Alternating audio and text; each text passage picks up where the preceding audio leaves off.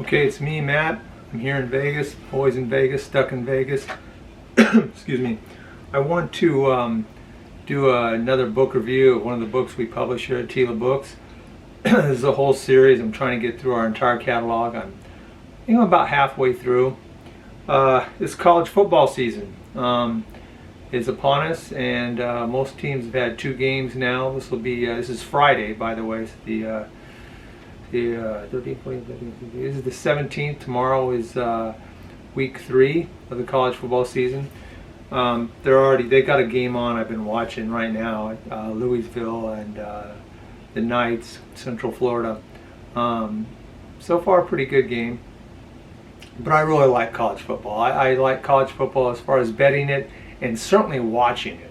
I do well with college football. I do well with NFL handicapping and winning money. I show a good profit every season from both, but I do enjoy watching the college football games a lot more. This book by Ken Osterman, it's a pretty good method. It's called How I Made a 13.2% Profit Betting the 2018 College Football Season with a Simple Method. He goes into a simple method. Let me show you the book. If I can get that into the camera there. Anyway,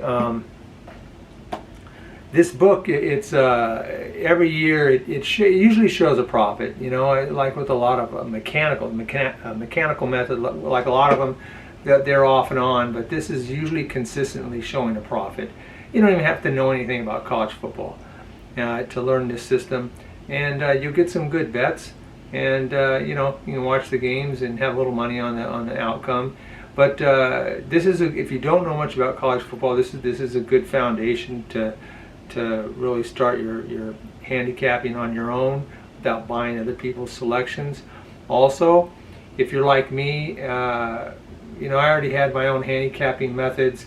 I've learned this formula that he outlines in this book, and it's very specific. He didn't outline it. It's a very specific way to do a formula to give you whether you've got a bet or not. And I sometimes use it to get an idea of whether I should even bother handicapping a game. I usually don't go too far astray. My selections usually line up with a good number per this formula. The formula that he uses, and he goes specifically about it, it has to do with the odds and how well a team performed against the point line. If a team, like for example, this game right here, Florida. Did I say Florida? This is Louisville Cardinals. The Cardinals are going against Central Florida Knights, and they're 8-point underdogs. At this time, it's 7-7. If they lose the game, but they lose by less than 8 points, you won your betting on the Cardinals, even though they lost the game. And that's what you really have to look at with college football, with Ken Osterman's method, and I look at it too. How a team performed against the spread. Now, this is nothing new. Everybody who bets on college football, they're familiar with against the spread numbers. A lot of website has it. They'll tell you a college football team's record, and then they'll show your record ATS against the spread.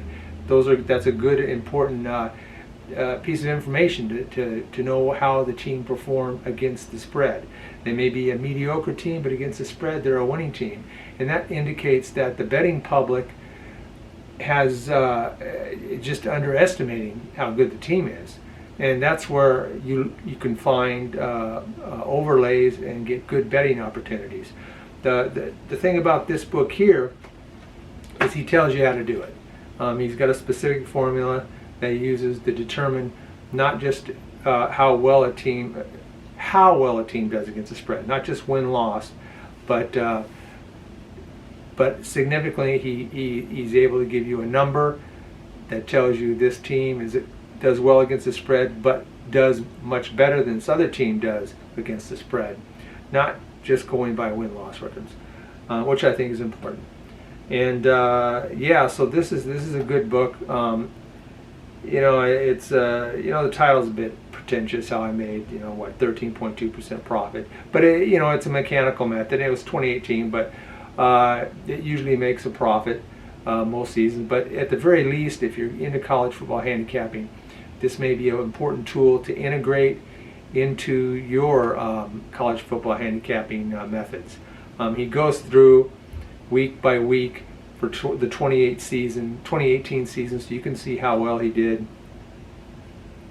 and how he handicaps. And by the time you're through reading this book, it's going to be second nature how to make these calculations. And also, I should point out, is for Power 5 conferences. You've got your Power 5, the top 5 conferences, and your mid-majors, those 5 conferences that are beneath the other bowl championship, what do they call it, bowl series. I don't know what the lingo is these days, but it doesn't apply to Conference USA or the MAC or what else you got, Mountain West, American, and the Sun Belt Conference. I never bet that conference anyway. Sometimes I bet American. This doesn't apply to the American conference, and sometimes I bet a lot of Mountain West because I'm here. This is Mountain West country, and so I'm familiar with Mountain West. UNLV, they're in the Mountain West. They're like the worst team these days, but you can see the other teams and how they play against UNLV, and you get a good idea of how good they are when they play each other. Sometimes, I can really make some good money off that. But this book only applies to the top 5, the Power 5 conferences in college football. So that's about it. I'll have links in the description if you want to look at it on Amazon. I've got it there in paperback and in the Kindle format, other digital formats you can look at, Apple, Kobo, Scribd, and Barnes & Noble, another big one. But they'll all be linked at the bottom. You can go look at that if that's your preferred digital format that you like to read books on. And and you can also visit our website. And we got all our books on there, especially a lot of gambling, a lot of sports, a lot of horse racing, and the stuff I write about Vegas. Just if you want to come here, see the sites, I've got books about that. Anyway, that's all I got to say. I'm out of here.